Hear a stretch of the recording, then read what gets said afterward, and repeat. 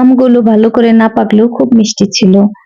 তো আসসালামু আলাইকুম, সবাই কেমন আছেন? আশা করি সবাই ভালো আছেন। আজকে এটা বেশ কয়েকদিন আগের ভিডিও। তো আজকে এডিট করে তারপর আপলোড দেব। আর এ তো ওই দিন আম আনছিল আপনাদের ভাইয়া। তো আমগুলো আমি সারা রাত ভিজিয়ে রাখছি, যাতে কোনো ফরমালিন থাকলে ফরমালিন দূর হয়ে যায়। সারা রাত বলতে আপনাদের ভাইয়া আসছেই প্রায় 12 থেকে 1টার দিকে রাত্রে।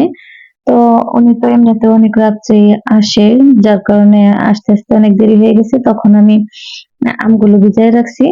তো রাত্রে ঘুমাই গেছি আর ধোয়া হয় নাই। তো সকালবেলা উঠে এগুলো সব ধুয়ে পরিষ্কার করে নিছি। তারপরের দিন এগুলো ইয়াসিন আর হুমায়রাকে নিয়ে খাওয়ার জন্য কেটে নিলাম। তো আমগুলো ভালো করে পাকে নাই, মানে আধা কাঁচা আধা পাকা, কিন্তু প্রচন্ড মিষ্টি ছিল, খাইতে খুবই ভালো ছিল। তাই তো আমি, হুমায়রা, ইয়াসিন এখন আম খাওয়ার জন্য বসে পড়ছি। আর আমি যদি না কেটে দেই, নাই করে দেই, দুই ভাই বোন তো আবার কিছুই খায় না। হুমায়রা তো এমনিতেও খায় না, আর ইয়াসিন তো সারাদিন বাইরে বাইরেই থাকে। বাইরে বলতে ওর যখন স্কুল খোলা থাকে স্কুলে যায়, প্রাইভেটে যায়, বাংলা পড়ে, আরবি পড়ে, ও আবার একটু খেলাধুলা করে, বাচ্চা মানুষ। সারাদিন ওর এভাবেই কেটে যায়। খাওয়া দাওয়ার কথা আর কিছু মনেই থাকে না। জোর করে যদি কিছু খাইতে দেই তাইলে খায়।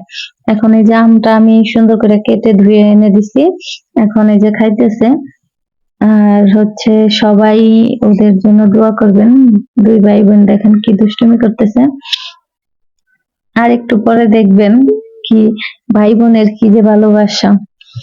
উম, আপনারা সবাই ওদের জন্য দোয়া করবেন যাতে ওরা ভালো থাকে, সুস্থ থাকে। আর আমি ভয়েস দিতেছি, আমার পাশেই হুমায়রা বসে আছে, ও দুষ্টুমি করতেছে। কেউ যদি ওর মানে দুষ্টুমির আওয়াজ শুনেন, কেউ কিছু মনে করবেন না, কারণ বাচ্চা মানুষ, ও তো আর বোঝে না। সবাই এটাকে ইগনোর করে যাবেন। আর এই যে দেখেন, আমি এখন উইঠা মোবাইলটা হাতে নিয়ে ভিডিও করতেছি, আর হুমায়রা বলতেছে না এমনি ভিডিও করে না, এমনি না, নিচে রাখো। মানে ওর নিচে রাইখা মোবাইলটা তারপর ভিডিও করে রেকর্ড করতে বলতেছে। আর এই যে দেখেন দুই ভাই বোন কি করে। হুমায়রা বুড়ি তো খুবই দুষ্ট, যখনই সুযোগ পায় ইয়াসিনকে ধরে মার দেওয়া শুরু করে দেয়।